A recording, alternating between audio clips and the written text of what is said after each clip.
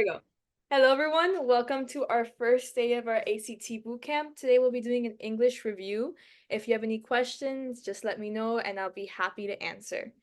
So for this week's calendar, as you may have seen on our email, we're going to be going over English today, math on Tuesday, reading on Wednesday, and finally on Thursday, we'll be doing a science lesson, and Friday, we'll do a simple review of anything and everything you want to review, whether it be any timing practices or maybe you didn't understand something in math, we'll go back to it.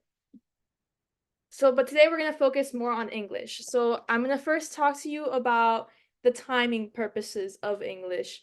If you've taken the ACT before, you've probably seen that you have 75 questions in 45 minutes. And when I saw that for the first time, when I first took my test, I just dived in without knowing anything. And when I saw 75 questions, my eyes bulged out of my face. I was like, oh my God, how am I going to answer all of this? But by timing yourself properly, you notice that it's a lot of questions that are just quick grammar that you shouldn't spend more than 36 seconds on each question. So this section measures your ability to make decisions, to revise and edit short texts and essays in different genres. So although you are going to be tested on your grammar, I strongly recommend that you read the whole entire passage because you might be asked questions at the end of, did the author make their point? If they didn't make their point, should this segment be added to the passage? And if you don't know what I mean, don't worry, we'll go into it with our practice questions. So you have 5 passages in the whole entire test. I'd say you do 8 minutes per passage, so 8 times 5, 40, then you have 5 minutes to review the entirety, 1 minute per passage. Other people just do 9 minutes flat for each passage and they do the review of their specific segment before jumping to the different story. Whatever works best for you, honestly, it makes sense to have 9 minutes per each, because if you jump to the next passage without reviewing the one that you just did, maybe you forget what the passage was about. But it's up to you. I normally leave my 5 minutes till the end because what I do is that if I don't have like a question that I don't know how to answer, I start and just move on. And then I'll go back in the last 5 minutes. But we're gonna today focus on important grammar rules since most of this test is grammar. I'll be emailing a reference sheet. It's going to have all the things that we went over today, whether it be parallel structure, subject-verb agreements, punctuation, very important. But right now, I'm not gonna send it right now. I'll send it towards the end once we finish all of this. So now it's officially get into the different grammar rules. The one that I'm gonna show you right now, honestly, is the scariest question that you'll ever be asked on the SAT, ACT, anything, because it is one that a lot of people take for, oh, it's just how I feel at the moment. Like I feel the pause, and you just heard the word pause, so you might start catching up on what I'm trying to say.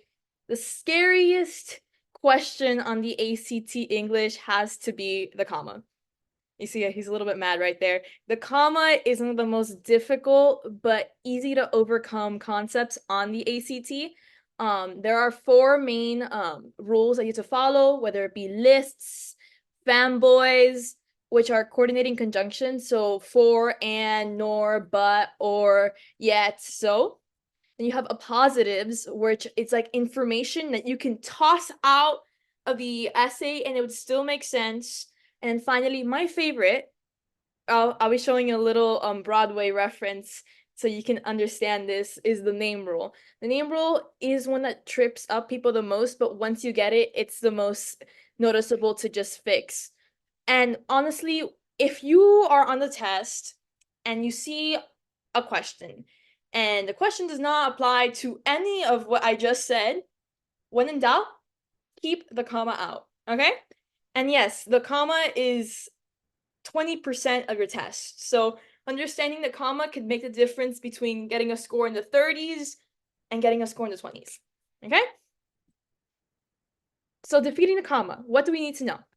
Lists, as you may, I think we all know what lists are. You learned it in kindergarten, it's when you have a list. So if you have a list of 3 or more things, you put a little comma and you call it a day. If it's 2 things, you just leave it as and. Then we got fanboys. Fanboys is when you have 2 independent clauses. Independent clauses is when you have a noun, like you have a subject and you have a verb. So it's a complete sentence by itself. Independent, complete sentence. But if you want to join 2 complete sentences together, you need a comma and a coordinating conjunction or a fanboy, okay? So for example, the door is locked. It's its own thing, right? And you have, I don't have a key. They can all stand by themselves, and technically you can just put a semicolon and call it a day. But if the question gives you the answer, the option choice of putting a comma and then a fanboy, then it can be right. Next is the appositives. I love the example for appositives in this. I found it on Google and I was like, yes. For example, Harry Potter, an only child, fought he who must not be named. Technically, this sentence, I can get that only child part, toss it out, and it's fine. Like, you understand the purpose of the sentence. You understand what the sentence is saying. You don't need to have his little and only child part in there to understand who Harry Potter is.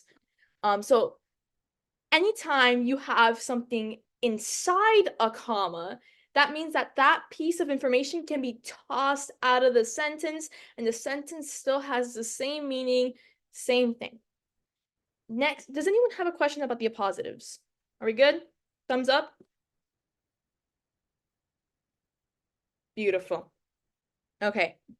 Because now we're going to get into the name rule territory. And in the name rule and the appositives, sometimes people might get a little bit confused on them, but it's very easy to distinguish the two. So has anyone here watched Hamilton by any chance? you know, if you yes. Okay. So there's this one lyric in Hamilton. My friends and I've ranted about this all the time, but it says, "My dearest Angelica." Okay. The name rule basically means that if you have one of something, there's no question that that person is that one thing. For example, my friend Juana likes riding a bike. If I were to put commas in between Juana, and I could technically toss Juana out of the sentence and it would be, my friend likes riding a bike. But then people might ask you, but which friend? Because you technically have more than one friend. But now if I say, my best friend from kindergarten, Juana, likes riding a bike, technically, by grammar in English, you only have one best friend from kindergarten. So by saying that and putting the commas around Juana, you can technically take Juana out of the sentence and just leave, my best friend from kindergarten likes riding bikes, and we know exactly who you're talking about, and we're not left wondering who in the world are you talking about. Now, the name rule, when it comes to Hamilton, Hamilton says, my dearest Angelica. When he says my dearest Angelica, he's basically saying that he has multiple dearests, but Angelica is one of them. And the reason that he's not putting a comma is because it needs to be stated that because he has multiple dearests, Angelica is one of them. But then she freaks out and she goes, with a comma after dearest, you've written my dearest, comma, Angelica. And that is what name rule. By saying that there's a comma between dearest and Angelica, Hamilton is saying that he only has one dearest, and that one dearest is Angelica, even though he has a wife and kids. So that's the name rule, basically. If it doesn't have commas, it means that there's multiple that can fall under that subject. So the circus performer, there's multiple circus performers. So you have to leave the commas out. But if it's a specific thing, like the 42nd president of the United States, you could technically put their name, if it comes after, in commas, because we already know that there's only one 42nd president of the United States. Do we get that? Any questions?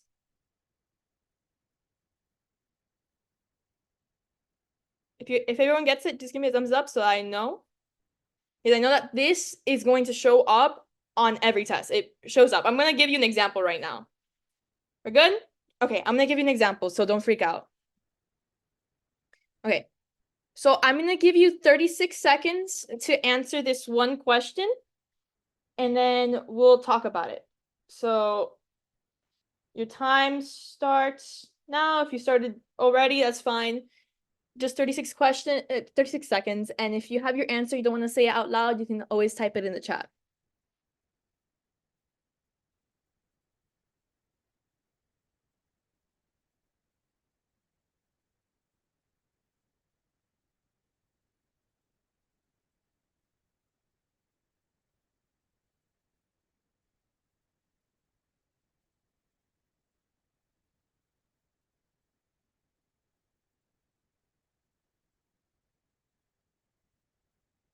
Okay, time's up. I see I have a few. Okay, so the answer is F, no change. Let me quickly explain this. So I know it's a difficult concept, but there are multiple. We can both agree that okay. Let me just read the sentence before. But in 1988, marine biology student Christian Sommer observed that species, or whatever. What we need to focus on is the underlined portion. Marine biology student Christian Sommer.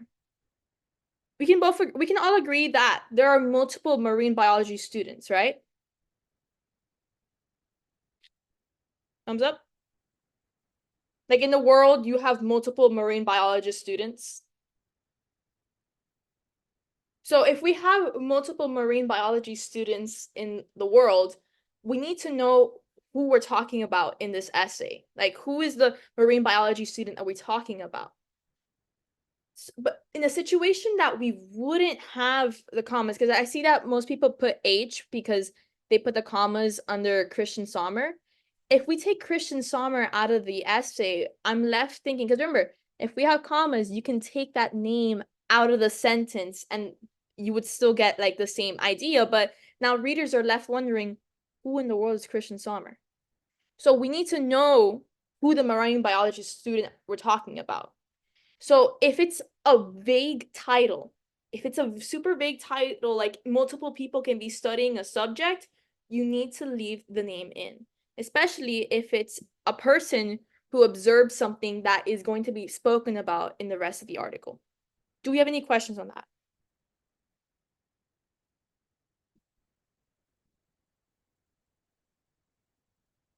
No questions? Okay. Beautiful. I'll also give like a little quizzes, or I'll do an extra video on the name rule, because this is really, it shows up on the test a lot. I'm not kidding. I've seen it on both SAT and ACT. And it's little questions like these that deduct the points, because these are more difficult questions. Okay? So we have our next question. You're gonna have 36 seconds to answer it, and then type it in the chat if you want to, and then we'll go over it.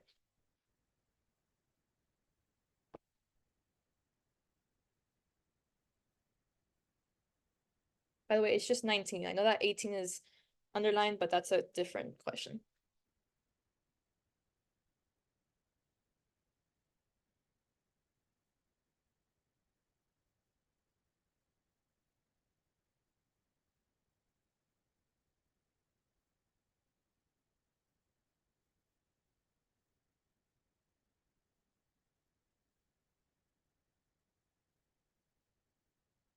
Okay, time's up. Okay. Does anyone have their what they think it is? Anyone want to say out loud? If anything, it's fine. We'll go into it. I already got some responses in the chat. Anyone want to try to dig at it? B. Yes, it is B. So, just to thank you for responding. So if you have any questions on why it's B, I'll go into it quickly. Stripe spotter translates the pattern of stripes on a zebra's side into an identifier, similar to a barcode. If you can look at this, when it says when you put something in commas, that means that you can toss it out of the sentence, right? And these two things are put in commas. So best way to but look at it, like you have multiple commas. Normally when you have multiple commas saying something, it's indicating a list. So let me see if this is a list. Stripe spotter translates the pattern of stripes on a zebra side into an identifier similar to a barcode. Is that a list? It's not. Remember, lists are multiple commas within the sentence. So it's not going to be that. I'm like, I think that I should have this portion with this portion. Like they're important to each other. Stripes. Okay, so let me just take off the comma there. Stripe spotter translates a pattern of stripes on a zebra side into an identifier. Makes sense, right? And you got similar to a barcode. And my question is, should I keep that in? It sounds choppy. Does my sentence make sense if I just ignore that part and continue? So I'm going to read it again. Stripe spotters translates the pattern of stripes on a zebra side into an identifier that can be compared to other zebra stripe patterns, identifiers. The sentence makes sense without this out, which means that this is kind of a version of an appositive, that the sentence still makes sense without this portion. So by picking B, you note that yes, this has to do with this section, but I can put a comma here and it ends with a comma here, making it a positive, and my sentence still makes sense. Do we get that? Yes. Okay, beautiful.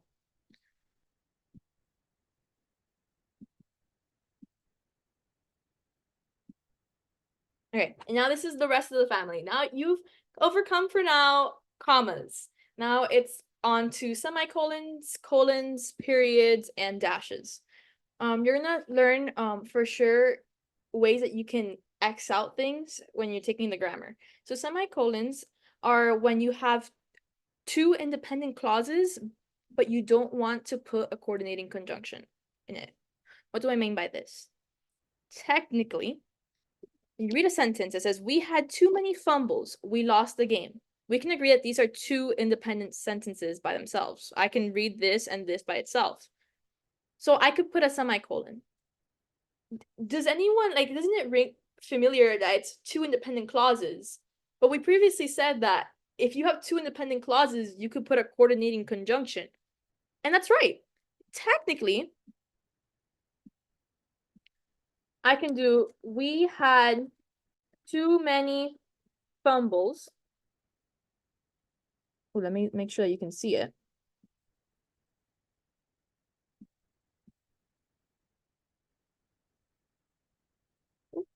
Wait, hold up.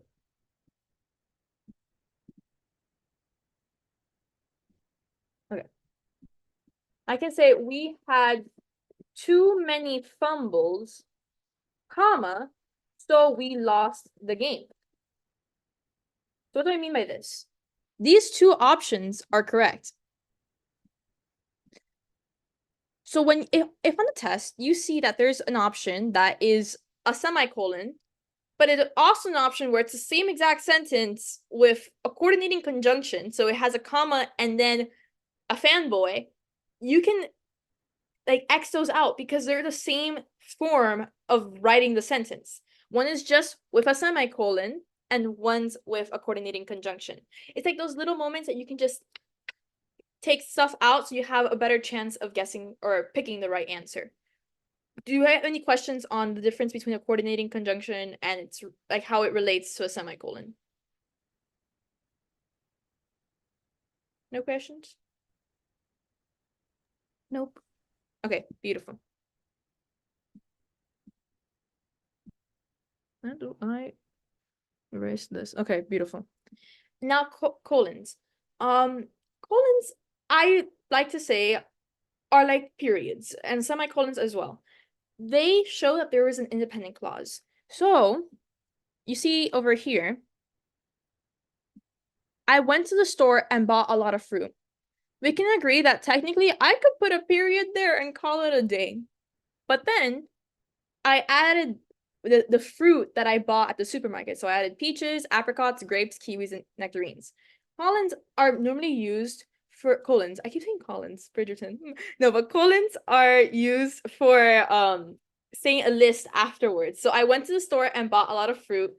We can technically put a period there, but I'm gonna explain to you what fruit I got to create a list. So I put the colons and I go peaches, apricots, grapes, kiwis, and nectarines. Any questions on that?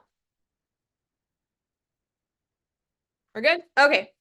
So just make sure that if a question is asking you if you should put that little sign over there, make sure that the preceding sentence leading up to that sign is an independent clause or a complete sentence.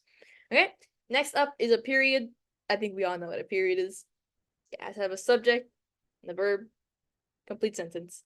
One thing though is that if you have a quote, remember that the period goes inside the quote. There have been questions that they put the period outside of the quote and they try to get you there. And then finally, which I honestly think is not the trickiest because it's the easiest when you see the pattern, but if you don't notice the pattern, then it's kind of tricky, are dashes. Because dashes and commas are very similar in the way that they have like pauses. Dashes normally are for more dramatic pauses. But what you're going to see on the SAT, ACT is that they have a pattern. So there might be a moment in a text, as you can see here. Actually, this is a very beautiful example. I'd better have passed my test. And then they have this over here, right? And then it goes and it goes and it goes and it goes.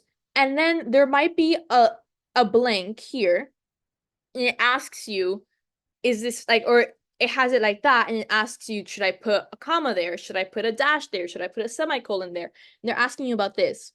Well, because you had a dash here and they're asking if you should put the punctuation there, you can kind of start clicking that if I have a dash at the beginning, I should most of the time have a dash like before I continue the rest because it's a different idea. I better have passed my test. It's 90% of my class grade, or I'll have to go to summer schools because technically I could take this pause out. I better have passed my test, or I'll have have to go to summer school. So when you have something in dash, again, like the comma, it can be tossed out of the sentence and it still makes sense. But by having those dashes there, it very much works in patterns. If you have a dash at the beginning, you're most likely going to have a dash at the end. But there are moments, I'm not gonna lie to you, that it happened to me actually on the previous ACT where it goes, I'd better have passed my test. This did not exist. And it was just like a period right there, right? And I had to choose between a dash, a semicolon, a colon, and a period. And I was like, wait, but should a dash go there if I don't see a dash anywhere else? When it comes to that, it is a rule that you can put a dash at the end, and instead of having a dash to end that dash, you can have a period there. But basically, to just spark it, a dash is normally used when you have an independent clause, and then you have a break in it, and that break typically isn't an independent clause. It's its own it's a dependent clause. Okay? Any questions? All good. Okay. I'm actually gonna have an example of it right now. So we'll see about that. Okay, also, wait, before we go, it's very important. There's a special note for semicolons. It shows up a lot on the ACT. I've seen it literally every single time I've taken the test. You know how I mentioned before that you can use commas to make a list if it's 3 or more things. In special occasions, the SAT, ACT, I'm saying both because it really shows up on either or, tests your ability to look at patterns because you can have a list using semicolons if the semicolon explains like it's very much detailed. Like the list is detailed, and also you might see on the test and it goes like this because I've seen this where it's like that. It goes semicolon and then it underlines this and it might just have a colon. I mean, not a colon, a comma. And then the options are asking you if you should put a period, if you should put a semicolon, if you should keep it as a comma. Like, what should you do? If you see a list is beginning and you see it, there's a semicolon breaking up the things that are being listed, you're going to put a semicolon for the next question they're asking you. to continue the list. Little thing, very important. So that's why I say it's very important for the grammar not to just go immediately to the underlined portion, because I know that we like doing that to just do it fast, but it's more time saving if you actually read the passage and you see the words before what's underlined and what's after that's underlined. So you get the chance to notice the patterns that they're showing you. And also you'll see at the end, I think I mentioned this before, when you read the passage, you get the main idea of the passage, and you're going to be asked questions of if the author's main idea was like correct, or like if he accomplished what he was supposed to accomplish. Okay. So I think next up is a little practice. Yes, a little punctuation practice. Okay, I'm gonna give you 36 seconds as well, and then we'll go and start. Okay, so 3, 2, 1, go ahead, and if you have an answer, just put it in the chat. If you want to say it out loud, go ahead.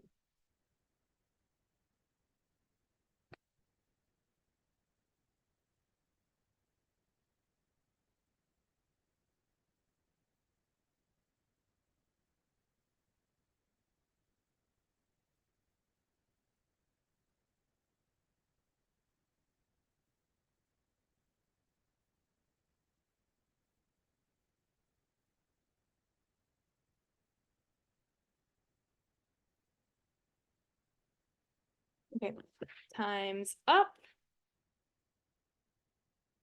Let's see.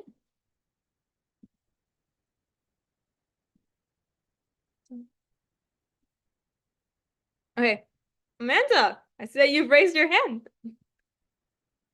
Would you like to... The answer? Yes. Oh, it's H. Yes, it is H. I love the confidence. It's not like, is it H? No, it is H. It is H. It's right. So this is an example that there's a break in the sentence. Let me just show you. You are right. Wait, oh, yes. There is a break in the sentence. The result is surreal and simulating. There's a break here. Like there should be a punctuation here because it's going, the result is surreal and simulating exactly what you might expect. So there's like a little break there. So we need a punctuation mark there. And then let's just check the options if you want to, if you're not 100% sure if it should be a dash. But this and this normally that don't happen. That, oh, am I running out of time? Ah, okay, we got 10 minutes left. Don't worry, you can deal with that. Let's see. Okay, so it's choice H. Because there's a pause over there and there's a dash. You can end the sentence with a dash. Let me make sure that I can at least get all the grammar rules done. If we can't get to the practice test, that'll be fine. Okay, so next up is appropriate tones and transitions between paragraphs. This is what I meant by you need to know the whole entire paragraph and you can't just start skipping, because there are going to be moments that you have to realize if it's a scientific study, if it's a memoir, because people that specifically write topics might write it differently depending on who or what they're writing for. So scientists' words might be different than an average person's words. Same thing with transition between paragraphs. There's an example of that in the practice test I'm going to give you. So let me just keep on going. So sample tones. This, I really should not take more than 20 seconds, 15 seconds. I'm going to challenge you. Try to answer in 15 seconds and then someone tell me, okay?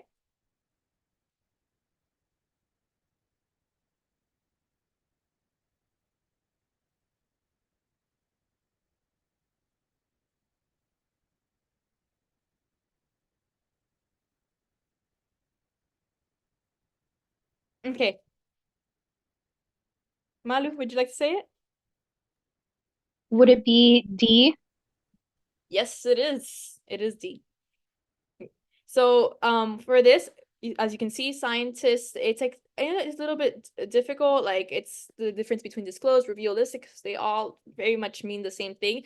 Did not but when it says notice, as you can see, notice, you elicit notice. Elicit is like grab attention. So if it's notice, I would go with elicit as it's professional in value, but at the same time, it's about noticing someone, eliciting information. So congrats.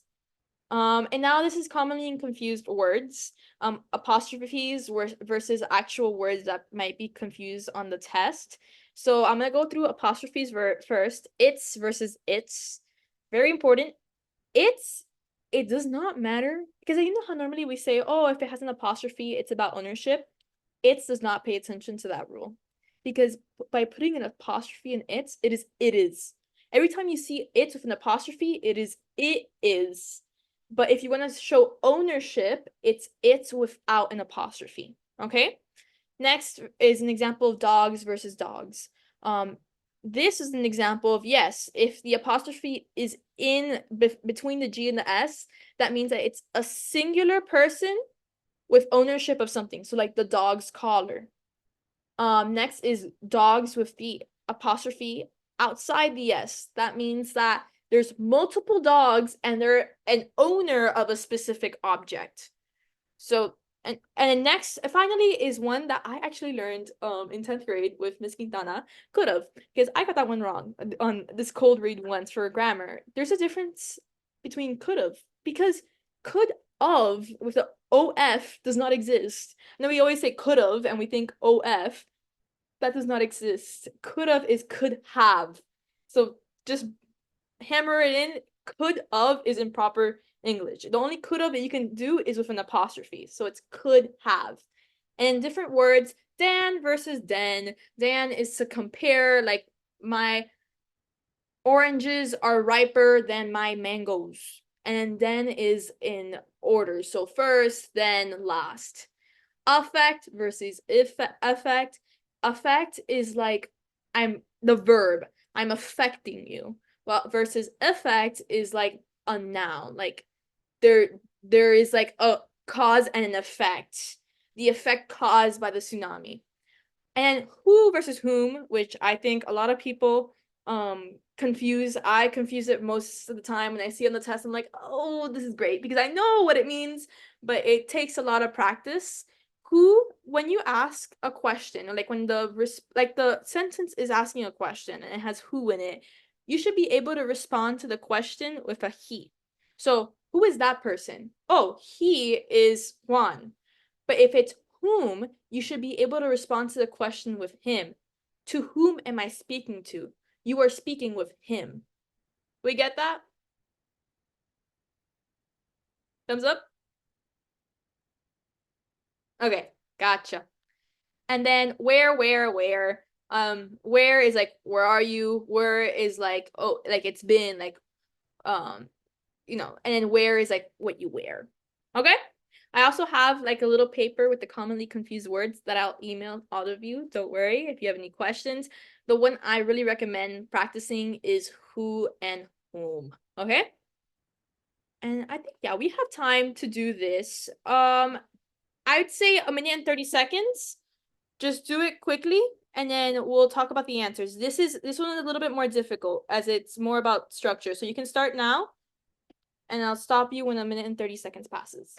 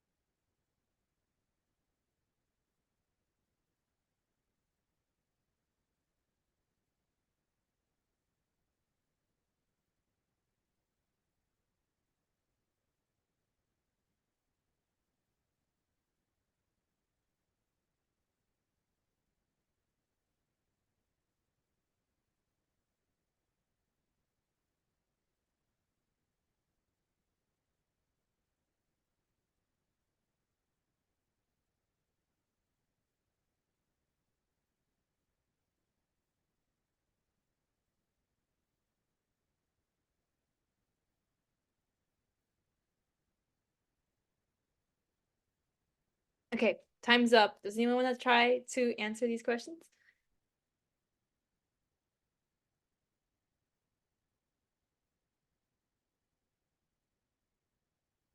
Malu, wanna try? Mhm. I think the first one is J. I think the second one is C, and I'm not sure about the last one, 38, but I think it's probably no change. If not, then I would say J. Yeah. Bingo. Yes. If anyone has any questions, just let me know. But this is an example that it's the possession, it's without apostrophes. The where is the location, inland, like where location, and then no change because if this is an example of you need to know what the passage is saying. When you read it, you see that this is the best transition. Of course, maybe it doesn't sound like the best transition to you. You might feel like you can write a better transition, but compared to the option choices, it is. Okay?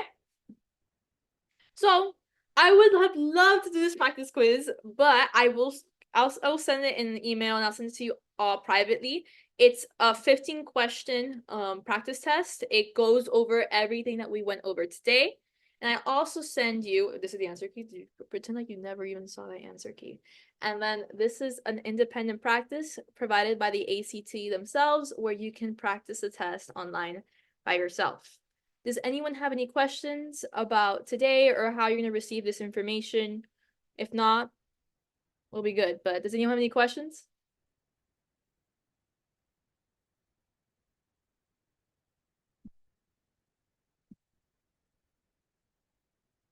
I'm going to take that as a no. But now we have less than a minute, but thank you everyone for coming today. This is the first of many. I'm gonna try to make sure that we can just cram it a little bit more, but at the end of the day, I might just have it for every bootcamp. We learn more of the content and then I'll send you the practices at home. And if you have any questions, you can just ask me and I'll answer right away. But thank you so much for coming today and I can't wait to see you all next time. Alright, see y'all guys. Bye, thank you. Bye. Thank you. Bye.